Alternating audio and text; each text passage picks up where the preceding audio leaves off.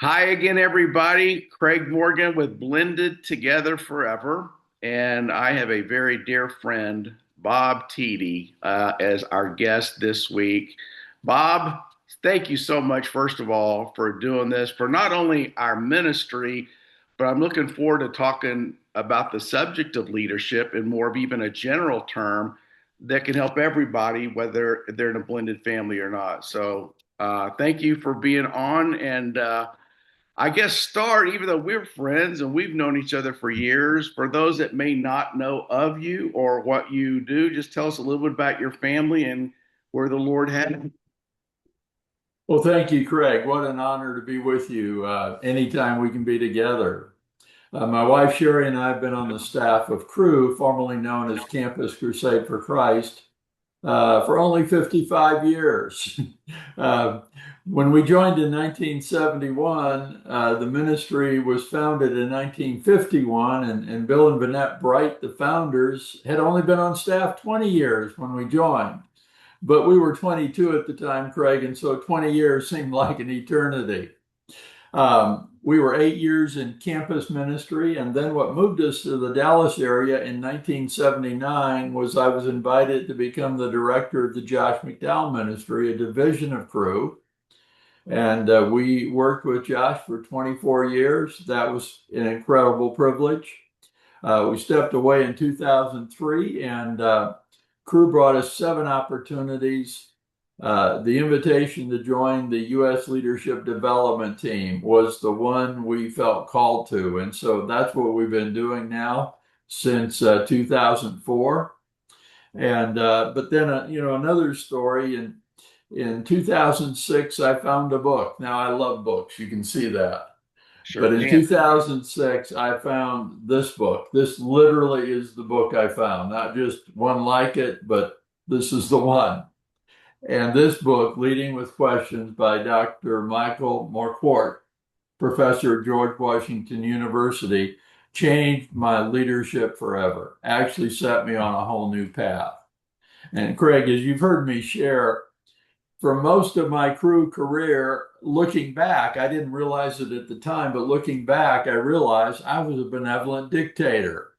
I thought the job of a leader was to figure out what needed to be done, and then with please and thank you, tell your staff what to do.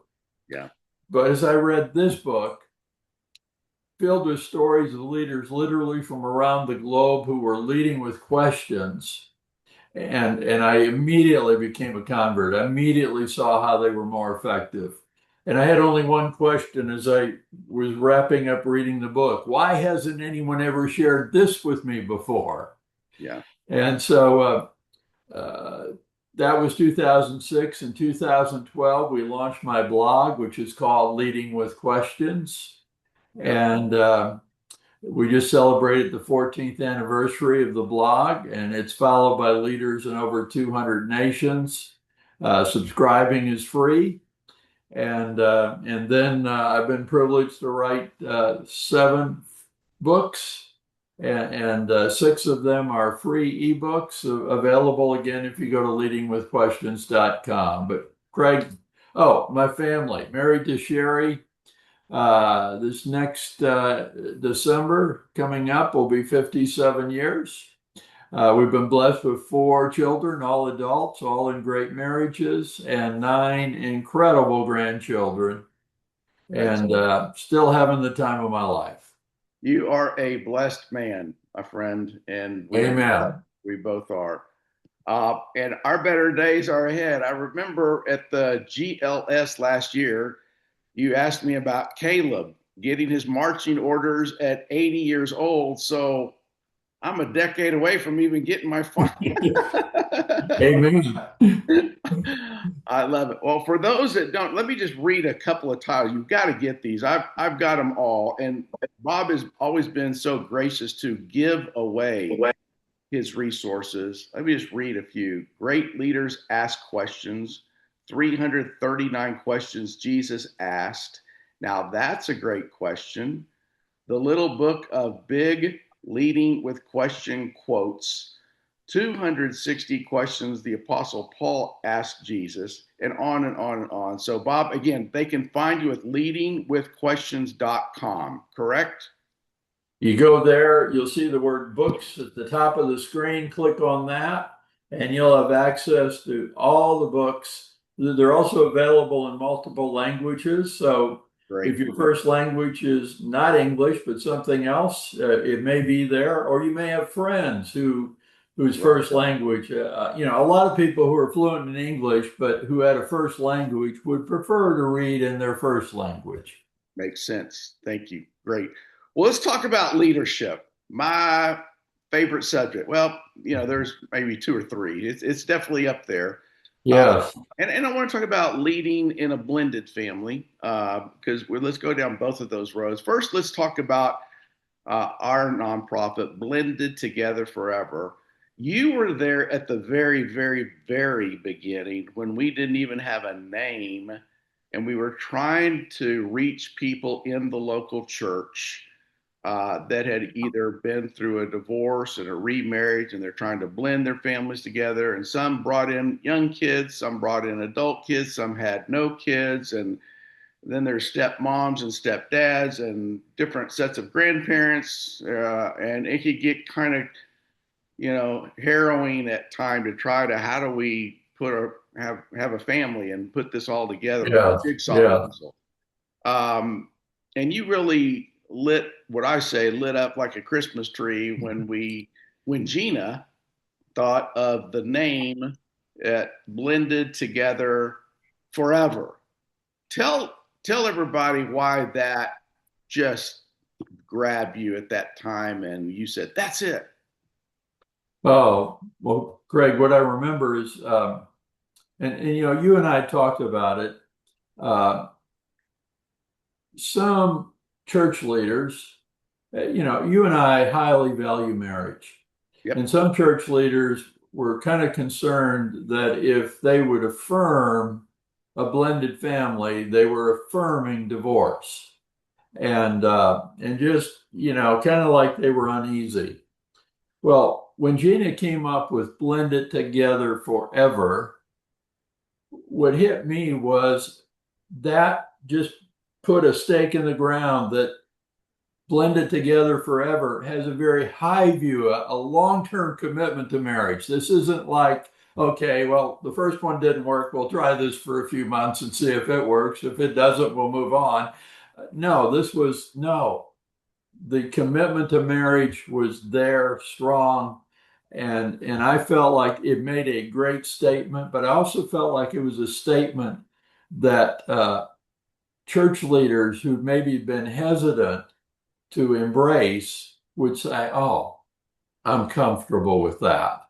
Yeah. And of course, Craig, the statistics better than me. Any pastor looking out at their congregation, I'll ask you, statistically, how many of those members are in blended families? What percentage? 35 to 40% are divorced, and they try to remarry, and sometimes even a third time. But yes, it's a high percentage of every demographic. Yeah. And so if you're a pastor and you see that, you certainly want to come alongside every member, every couple, and blend it together forever. Just what a great way to come together and still affirming that high commitment to marriage. Well, thank you for that. We are continuing to ring the bell to create a movement to wake up the local church throughout the U.S. by saying, hey, there's a huge population in your congregation that needs to be specifically ministered to. And so thank you for continuing to help spread the word for Blended Together Forever, Bob. Amen. Let's talk about leadership. One of our favorite subjects. You and I have gone, in fact, it's next week. It's the reason I wanted to get this out this week, because next week there is the biggest leadership event that I've ever been to, that you've ever been to, that's literally goes across the globe the Global Leadership Summit, founded by a great guy, Bill Hybels, excuse me. And he always said something at the very, very, very beginning: when a leader gets better, everybody wins. But a lot of people, Bob, probably don't look at themselves as a leader because they say, well, I'm an introvert, or I'm not an extrovert, or I don't preach at a church, or I'm it. How would you, first of all, at the very, very foundational level, talk about what is leadership? Am I a leader? And then we'll talk about how to get better. But let's talk about just the individual person that's grappling with this concept of, am I a leader? Wow. Well, that's a great question. And there's probably several layers. Certainly, if you have people reporting to you, you're a leader. Yep. Certainly, if you're a mom or dad with children, grandchildren, you're a leader. Yep. But a leader doesn't need the title leader to lead. So good. And again, if you think about a leader being a dictator, you may think, no, no, no, I'll never be a leader. But a leader is one who cares about other people and influences them. Not that they set out to say, oh, I've got to influence, but when they're kind, caring, value their neighbor, look for ways that they could help. And of course, the topic we're going to talk about, lead with questions. Craig, I ask this question. I'll ask it of you, Craig. How have you felt whenever you've had someone, uh, certainly they could have been someone you reported to, but let's just say in this case, just someone that's a friend, a colleague. You aren't in a organizational, structure in which they're the leader and you're the follower. They're just a friend, but they ask you, hey, Craig, here's this situation. What do you think I might do here? How did that make you feel? Valued. They wanted my opinion. They respected that input from me. Yeah, Makes yeah. makes you feel good. And I'll ask another question. I'll word it in a way that's it's kind of a trick question. Craig, you meet somebody brand new and you ask them some questions and they do 80% of the talking, they will almost always trust you. Or B, you meet a new person and you do 80% of the talking and they will almost most often not trust you. So good. So true.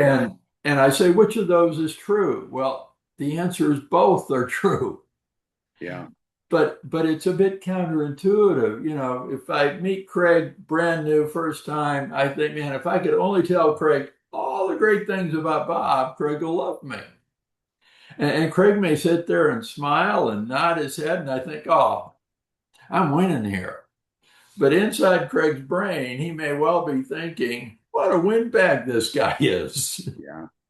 But when we ask questions, hey, tell me about yourself, and we listen, hey, say more about that, and we listen, that other person feels valued. Absolutely. And here's the point, Craig. If you think, man, I've got to come up with lots of great things I could tell people so they'd be impressed with how smart I am, that's kind of a heavy burden on your shoulders. Right. If, on the other hand, you understand, wait a minute, if I'll just ask a few questions to let them talk, they'll feel valued because I've listened to them, right, and affirmed them. And when you see that, it's like, oh, I could do that. And that's far more effective than thinking, what are all the great things I could tell somebody about me so they'd be impressed? Yep. And the end result is probably they won't be. Right. So good. So when the Lord grabbed your heart about, instead of being a teller, as you said, I had to learn how to be a question asker. How would you help somebody that might be hearing this for the first time going, wow, I talk too much too. I talk about me, even though I need to learn. Can somebody learn how to lead with questions? And if so, how could Yeah. they start? You're the pro at it. How would you tell somebody to coach them some steps to take? Craig, this is so unbelievably simple. Whenever I speak, I ask the audience this question. Right now, you're my audience, but I ask the audience this question. Who here would like to learn to lead with questions in 30 seconds? My hand goes Well, up. your hand goes up. And I say the reason I'm asking this is I so often sense from my audience that they'd like to learn to lead with questions, but they imagine they're going to have to go get a master's degree in questionology. Nice idea, but probably I'll never get that done. So when they hear 30 seconds, it's like, yes. And then, Craig, I always pull up somebody from the audience. You're the audience today. So, Craig, come on up here. And as Craig walks up, I always say, the reason I say to the audience, the reason I pick Craig is I think he has a photographic memory. He's only going to have to hear my four favorite questions once and he'll instantly have them memorized. Now, Craig, the way this is going to work, I have a second hand on my watch. The clock is going to start when I say my first favorite question. I'll share all four. I'm then going to say, Craig, do you have them memorized? You will because of that photographic memory. I'm going to say, share them with us. And upon you sharing all four, the clock ends. So, Craig, are you ready? I'm ready. My first favorite question is, what do you think? Second, what else? Third, what else? Fourth, what else? Craig, do you have them memorized? I do. Share them with us. Oh my goodness. So simple. What are they? Uh, Tell me more. Tell me more. Tell me more. Absolutely. Craig, we got that done in about 25 seconds. Right. So, but some in the audience may look a little skeptical. Like, Bob, you can't ask somebody, what do you think? What else? What else? What else? And I say, well, not in that rapid fashion. Right. But, and first thing, Craig, is you'd add a topic to the what do you think? You say, what do you think we might do about? What do you Sure. think we could do to take advantage of this opportunity? What do you think we could do to get more churches involved with blended family? Right. There'd be a topic. Now, Craig, before I understood what I'm going to share, is I thought you ask a question, you get an answer, cycle complete, move on. What I didn't understand is that when we ask somebody an opinion question, not a fact question, if I was in your home, say, which way to the restroom, you're going to answer instantly. But if I ask a question requiring opinion, we all instinctively roll out a safe answer. We're testing the waters. We're protecting ourselves. We do this without thinking instinctively. Right. So, Craig, if I asked you, hey, what do you think about, and you give me that first answer, and I said, well, Craig, that's stupid. Everyone knows that. You're sorry you answered. I'm going to Absolutely. get nothing more, and next time I'll get nothing. But when I say, Craig, wow, that's good. What else? Yep. Well, you relax. Well, Bob's appreciating what I'm sharing, and now your guard goes down, and you'll tell me more. But then I also learned it's not done then yet. I'll grab a pen. I'll say, Craig, I've got to take notes. This is pure gold. Continue. What else? You actually get to their gold nugget with your third or fourth question. That's good. And Craig, we've all probably heard the proverbial story that's shared about the old gold miner who mines for gold all his life looking for the gold vein. He never finds it. He finally quits.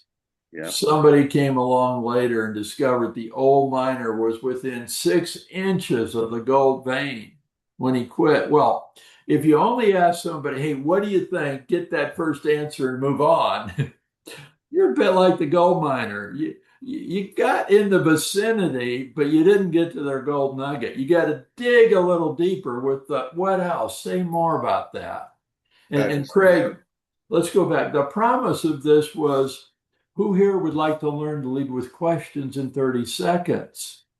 Greg, you know I'm a farm boy and I love farm boys, but you got to keep it simple for me. If leading with questions was complicated, Right. I wouldn't be able to do it. But I love the fact that so many of the best questions are so simple. And so if you've been a leader who only leads by telling, in your next meeting with a staff member one-on-one or with your team around the table, whatever the topic is, say, hey, Craig, what do you think we ought to do here? Mm-hmm. Get that first answer, say, wow, that's good. Say more about that. What else? Right. And let them to respond again and say, hey, I got to take notes. Please continue. What else? That leader can move from leading by telling to leading with questions just with these 4 questions. Yeah. I love that. I'm sitting here thinking of a stepmom who's got a difficult home relationship with somebody that might not be her biological child, who would like to be a better leader as a mom. She doesn't have to have some fancy title, like you said. And if she just digs a little deeper, like that gold miner example, she can get to the root by connecting not only in a deeper level, but like you said, the gold is not just on the surface. You got to dig, Yeah. 3 or 4 layers, and then she can find that. And that's a great example, whether it's a stepmom or like you who has an organization with crew and leading with other people. But that's so good. I want to ask you a question. One of my favorite that I picked up from you. You have a friend, Cheryl Batchelder, that used to be the CEO of Popeyes.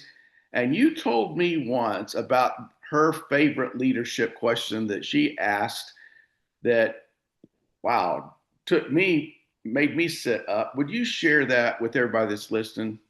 Yes. Well, as you say, Cheryl was the CEO of Popeye's Chicken.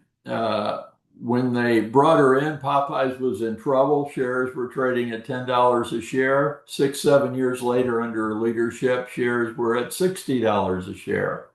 And Cheryl wrote a book called Dare to Serve, which for me has been the best book on servant leadership I've ever read because she shares how she used the principles of servant leadership to turn Popeyes around.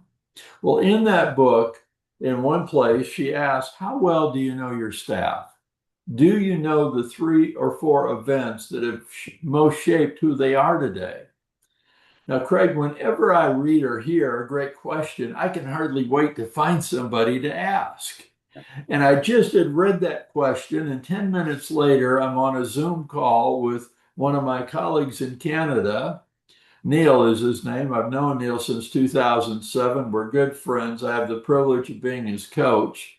And so we get on the Zoom call. I said, Neil, I've just read a great question. I'd love to ask it. He said, Bob, I love great questions. What's the question? I said, Neil, what would you say are the 3 to 4 events that have most shaped who you are today? Now, Craig, I didn't expect to learn anything new. I thought I knew Neil's whole story, but it turned out I was wrong because Neil paused for a second and said, Bob, have I ever shared with you that my birth father died when I was 9 months old? No, Neil, you've never shared this with me. Yeah. He said, well, Bob, I have no memory of the man. I was only 9 months old. He said, my mother remarried, and the man who's really my stepfather is the man who, in my heart, is my dad. He's the only dad I've ever known, and he's been a great dad. But he said the story's been shared with me so many times by my mom, grandparents, aunts, and uncles that in the final weeks of my birth father's life, he knew he was dying. He was in a big bed at home. And Neil said, I'm told that every day he has to hold me. And every day as he held me, he would pray over me and ask that God, the Heavenly Father, would be a father to his little boy, his son, that he knew he was not going to live to raise. Well, Neil began to have tears. His tears caused me to have tears. Yeah. And through his tears, Neil said, Bob, I believe the first event that marked my life were the prayers of my birth father. He said, I believe God honored those prayers, and I came to faith in Jesus. And my question, Neil's answer, 3-4 minutes, and a relationship that was already good went much deeper.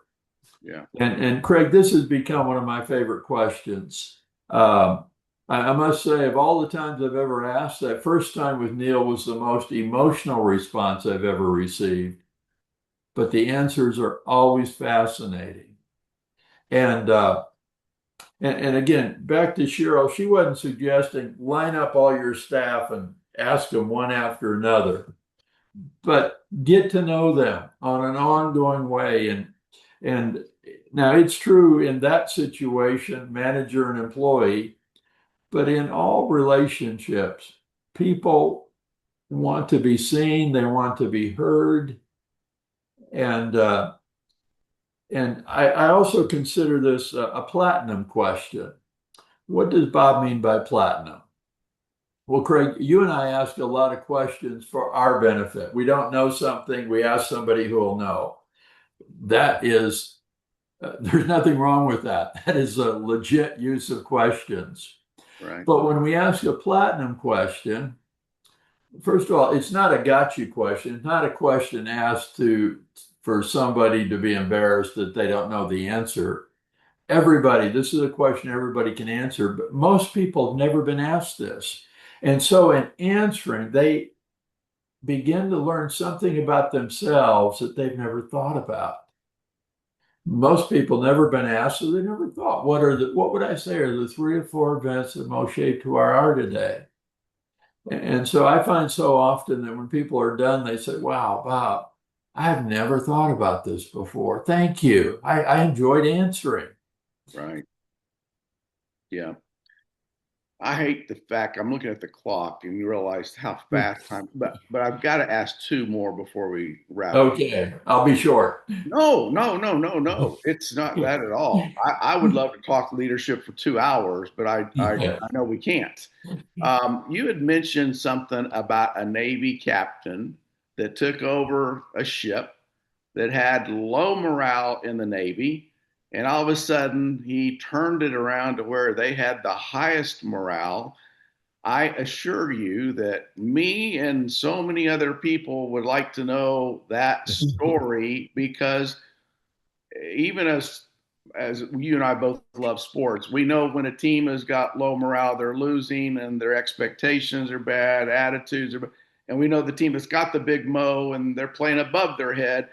Let's talk Yeah, about that Navy captain and how did that person yeah. It turn is, that around? it is a great story. It was Captain Michael D. Abershoff. He took over command of the USS Benfold, one of our nation's modern warships. And as you said, morale was the worst of all 300. I don't know how the Navy measures morale, but it was the worst. 18 months later, under his command retest, it was the highest. He literally took the morale on that ship from worst to first. Well, he did a bunch of things, but the first thing he did upon taking command is he set up 300 15-minute meetings, one-on-one, with each of the sailors on that ship. And in those meetings, he asked them 3 questions. What do you like best about this ship? What do you like least? What would you change if you could? And he listened. Now, at the end of the first day, Craig, he probably only had time to have maybe 10, 12, 15 of these meetings. There was a whole bunch of meetings, a whole bunch of days of meetings left. But even at the end of the first day, there's a buzz on the ship. Hey, the new captain, he's different. He's asking us for input. Yeah, And as he heard these, first of all, he did not promise to make every change that was suggested. sure. But as he listened, certainly it began to quickly occur to him things that weren't being done on that ship or things that were being done that needed to stop being done. And so rather quickly, he's making a list of changes. But Craig, this guy is so wise. When he calls a ship-wide meeting, all the sailors on the ship, and he begins to announce changes, he doesn't say, here's what I've decided. Let's imagine, Craig, you were one of the sailors. Right. All 300 of you. Craig Morgan, stand up. Craig Morgan stands up. Morgan, when we had our little meeting, you suggested this. Love that idea. Craig, we're going to implement that. Thank you for sharing that idea with me. Craig, at that moment, how tall would you have felt? 10 feet tall. 10 feet, yeah. And Craig, at first opportunity, we'll say this is back when you're still single, you're new in the Navy, but at first opportunity, who are you calling? Oh, Mom. calling, yeah, absolutely. And you're telling Mom, hey, you won't believe this. And as soon as you hang up, what's your mom doing?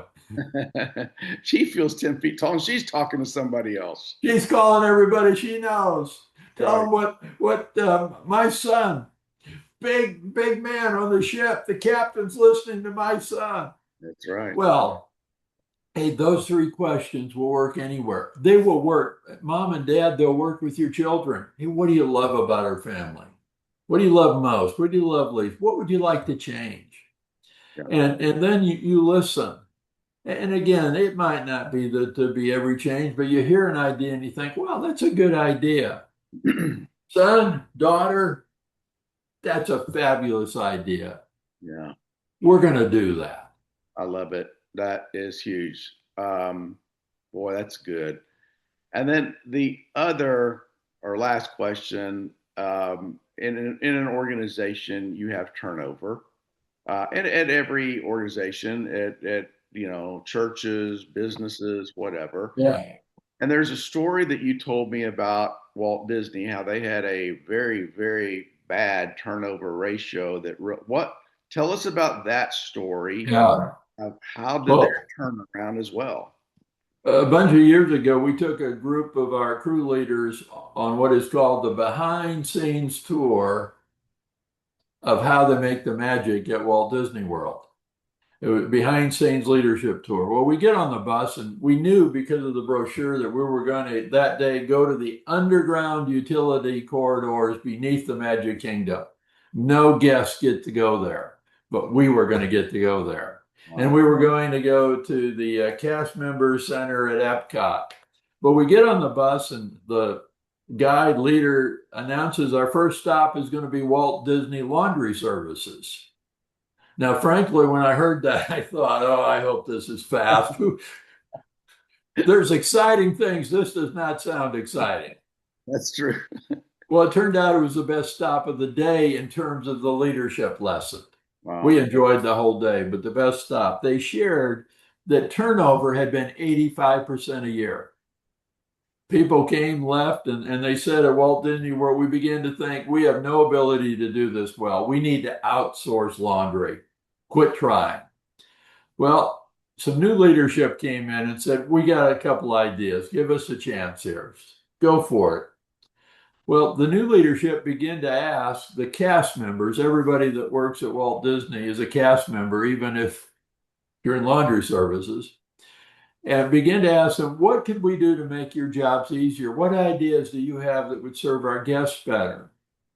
Now, they said at first the cast members did not trust. They thought this is a trick. If we share something, they'll hold it against us, we'll get fired. And so it did not feel safe because of the previous leadership. Well, they said it took about 2 months of asking and reassuring and convincing that, no, we really want to know.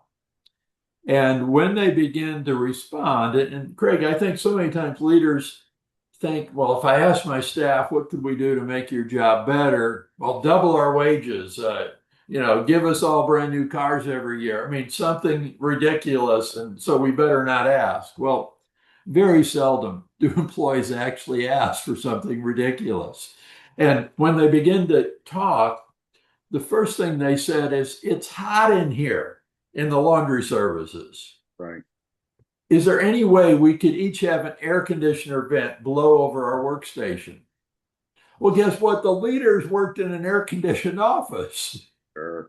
When they showed up, standing there and thinking, my goodness, if I worked here, yeah, we could do that. And so air conditioning vents got installed so you'd have cold air blowing on you. The second thing they asked for is they said, we spend a good part of our day folding towels, folding sheets, folding tablecloths, folding napkins.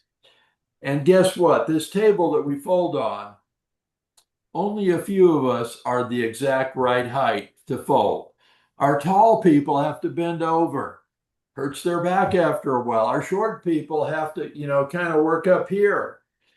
Is there any way this table could go up and down so that all of us could set it at the perfect height for our height? Yeah, Well, guess what? Leadership had never folded any towels. of course. But when they heard that, it was like, duh, great idea. And when they got the air conditioner vent, when they got the tables to be at the right height, the cast members felt valued. It's like leadership didn't just listen. What we shared with them has now made a difference. And then they had another idea. They said, we never get out of laundry services. We load these carts that have all the towels and sheets that are taken to the hotels for the maids, but could we go work with a maid for a day and just see how all of this is used? And again, leadership thought, fabulous idea. And when they went and spent that day, they began to realize there's a better way to load the carts that make it easier. Instead of having to dig for the first thing you need, load it so the first thing's right there. Yeah. And fast forward, today, people get hired in laundry services and stay there until they retire. Turnover is less than 10%. And it all happened when leaders begin to ask, what could we do to make your jobs better? What ideas do you have that would serve our guests better? Bob, you're such a good friend and you're such a good leader. This is gold. Thank you for doing this. You've blessed me. You've blessed our ministry. You've blessed other people that are just dear friends of ours that are in businesses and churches. And so, any last parting comments that you can share for? Great. I want to share one more story, and I learned this from a mother. This mother said, every day when my daughter came home from school, I would say, honey, how was school today? And she said, I'd only get a one-word answer. Good, fine, boring. One word, she was done. And she said, I was frustrated. And one day she said, I was just thinking, it's not my daughter's fault. It's the fact that I'm not asking a great question. I wonder if I could ask a better question. And so she thought about it. I've got one. That day when her daughter came home, instead of saying, honey, how was school today? She said, honey, tell me about your day today. She said, now at first, I didn't know that if she'd heard me because she was silent for a while. But then my daughter began to speak and she talked nonstop for 15 minutes, telling me every part of her day. And the mother went, yes. Yeah. Well, that's the difference, Craig, between what we call a closed question and an open question. A closed question can be answered in one word. Right. How you feeling today, Craig? Fine. Great. Tell me what you're going to be doing today. You can't answer that with fine. And so, there's a tip for parents. There's a tip for leaders. Absolutely. Ask the open question and listen. And so there's a tip, whether you're in a blended family or not. If you got children, there's a great way to ask them, tell me about your day. Yeah. Bob, will you come back and do this again for us one day here in the near future? I'd be honored. Love spending time with you, Brother Craig. Me too. Guys, thank you so much for tuning in. Again, you can find Bob with the books and the links that we shared in this podcast. Tell a friend after you listen to it, even forward it to them and say, hey, I found something that's gold. Take 25 minutes and listen to this recording of Bob Tiede with Craig. Blessings, Bob, and thank you again, my friend. My pleasure.